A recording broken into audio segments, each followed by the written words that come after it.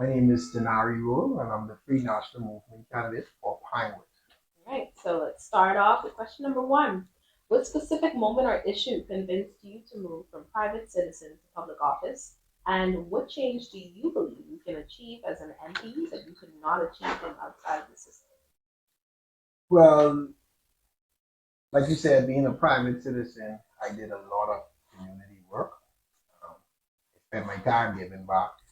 And it was one moment I sat down in college and I was like, I had the opportunity to stay abroad in Canada at the time, but I always felt like I wanted to come back home and then my expertise to make the Bahamas a better place. I feel like I would exhaust myself despite being abroad enough and all to say I wanted to exhaust myself. And the Bahamas being the best of the place for whatever I could learn. And it's funny that that actually ties into the issue that actually made me want to switch from private citizen and come into the public life, which is brain drain in the country. Oftentimes, a lot of young people nowadays find themselves lending their expertise, their talents, and what they have to offer the country and make other places better. And so that was one of the main issues where I said, this is where I can come in as a young person, sharing my story, sharing how I want to see us having a seat around the table. My fight is different, my passion is different. I tell everybody, this moment wasn't about me. This moment was, let me take a step.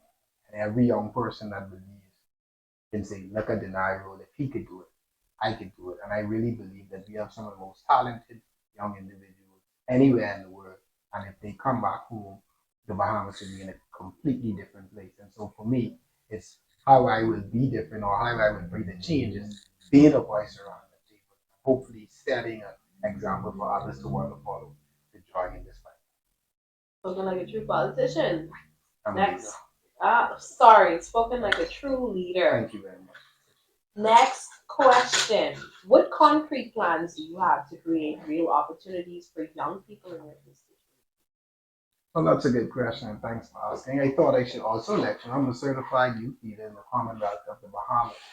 You would find in my Pinewood Action Plan, it's a five-pillar plan. One of my key focus, and the starting point is youth development. And so through youth work and serving in, like you say, as a private citizen, doing a lot of youth activities, partnering with the children home, whether it's Franklin home, whether it's the Better States, children home, etc., being a youth leader in church, I always was working with young people. So young people, being a passion of mine, youth development had to play a pivotal role in the scope of what I do inside the community. And so I will just be partnering because I already partner now and collaborate with civic organizations and non-profit entities and the church alike. And so I will just use my platforms that I currently have in my private life, bring it into the community, and we can bring family together. It's important to note I'm also the Teen Hawk director. I love Jungle.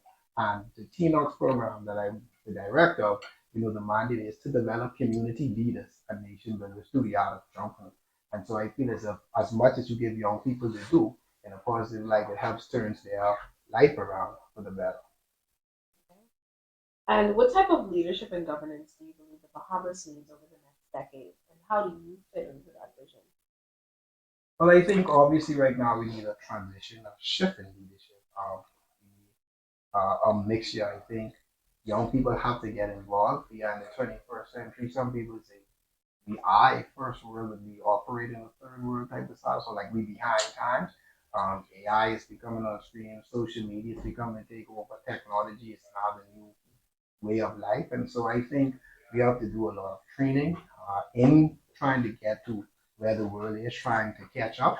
My role in that is being a young person, being a technocrat, having a diploma and degree and certifications in IT as well.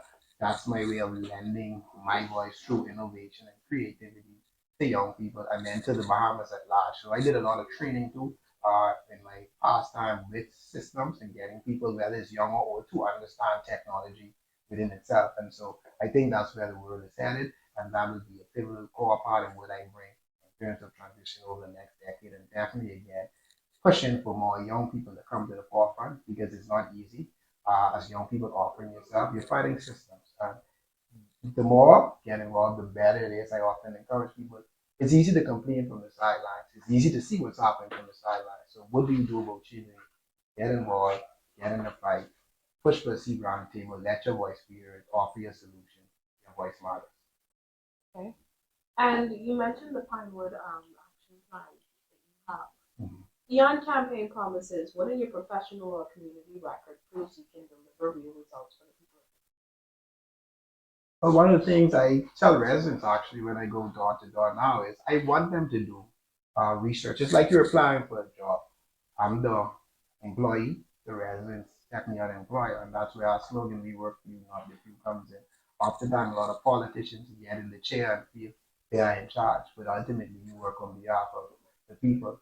And so, when you talk about the action plan that I do, like I said, this was work that I was doing for 15 plus years. It's proven. You can check my track record. Even when you look at the annual action plan that I actually give out, it's a pamphlet, trifold pamphlet that I give out, you can see me actually doing the work. So it isn't just like you say, campaign slogans or a bunch of talks. When they open up the pamphlet, they can see me doing work in every pillar of society that I'm referencing. So, for example, when it comes to crime prevention in my final action plan, they would see a picture of me working with a political organization, each one, doing initiatives in the community. When it comes to elderly care, they would see me handing out food baskets or checking in on the elderly in the pictures. When it comes to youth development, the pictures are also there. And so they have the proof right in front of them from my hand, and then when you talk about results, again, it's social media. The world is there for everybody to see.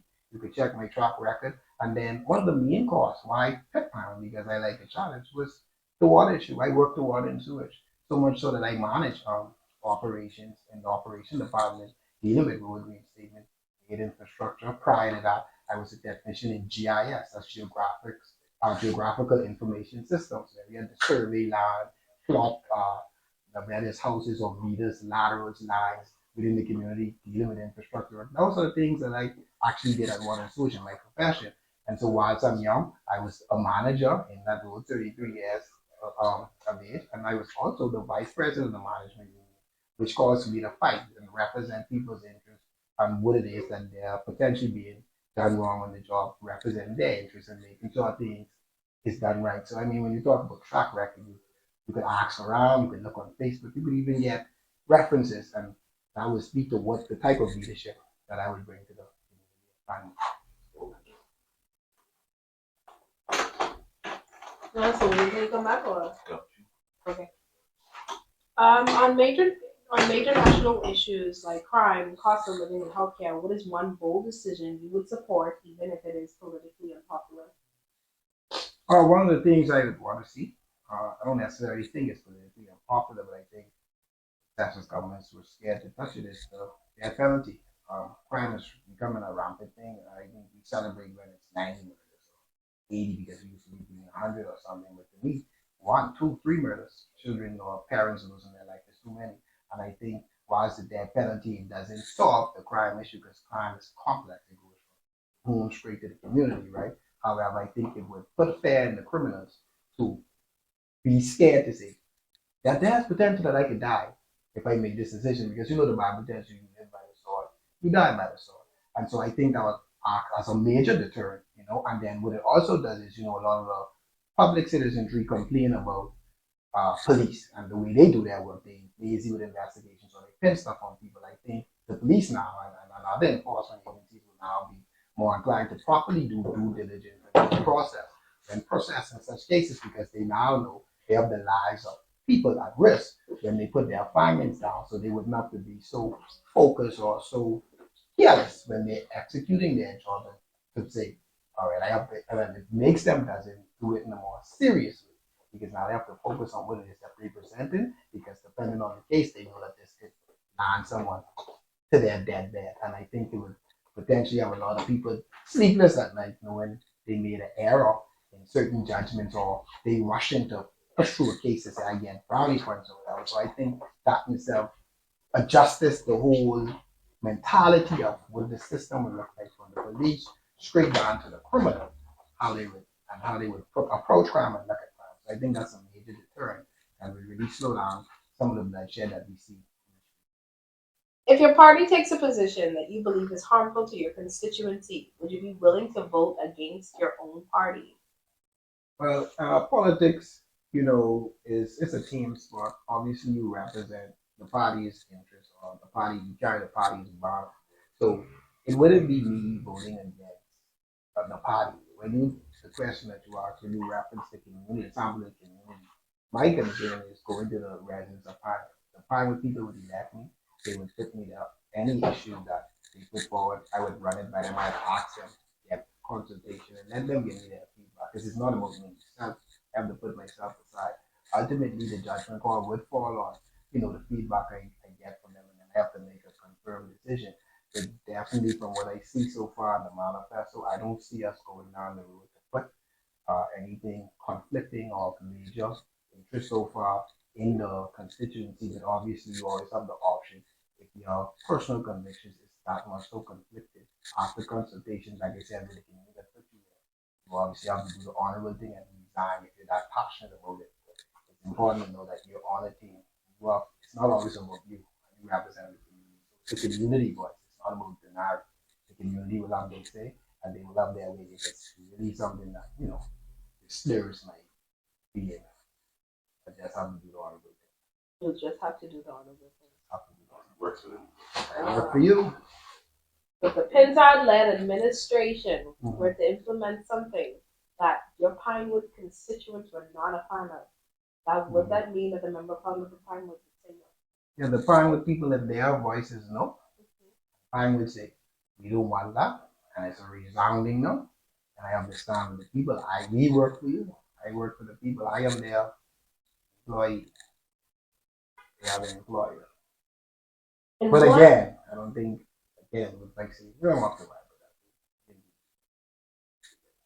that. Nothing happened. Because why I said it is because we did a lot of consultation too in putting together the manifesto. So it wasn't just F and M putting together or the leadership team. Open to all and sundry.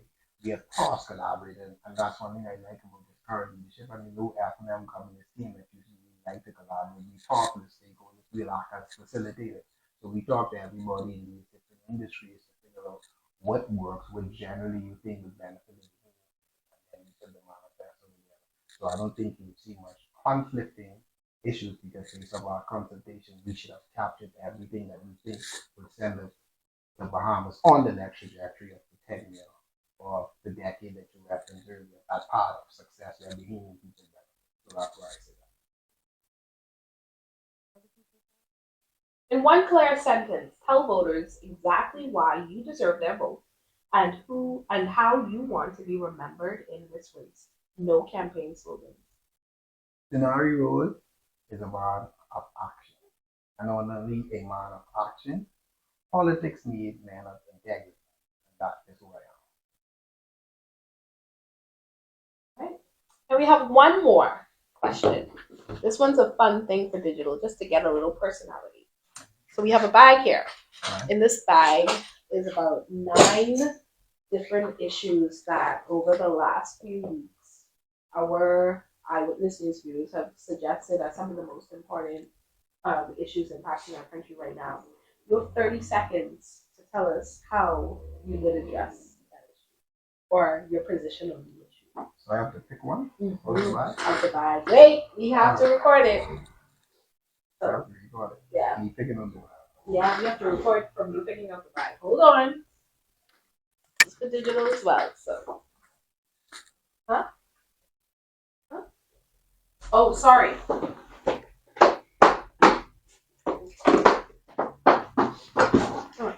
Ready? All right.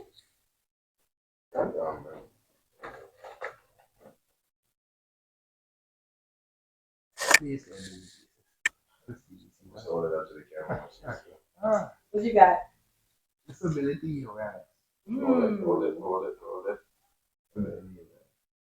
Alright, so just real quick, this would be into the camera. Yeah.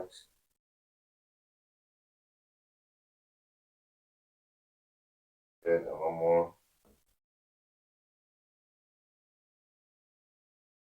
Good, yeah. Okay.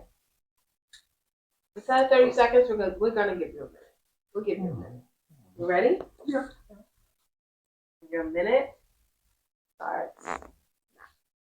Yeah, so funny enough, I got disability awareness, and it's good to know that residents actually feel that this is a topic at hand And I have it listed in my final action plan as elderly care, but that also covers disability as well. And so right now, as we speak, I have a resident who I'm billing around for who is disabled. And I have another resident who is disabled.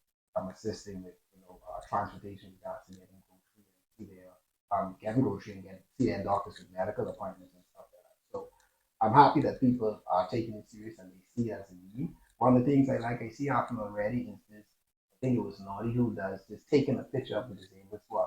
As a matter of fact, when I pulled up to the headquarters today, I went to pull into the blue squad. I said, oh no, this is the disabled squad. So I'm going to continue to raise awareness. I'm going to do it in time and encourage residents. If you see someone disabled for the parking, someone disabled squad, call it out.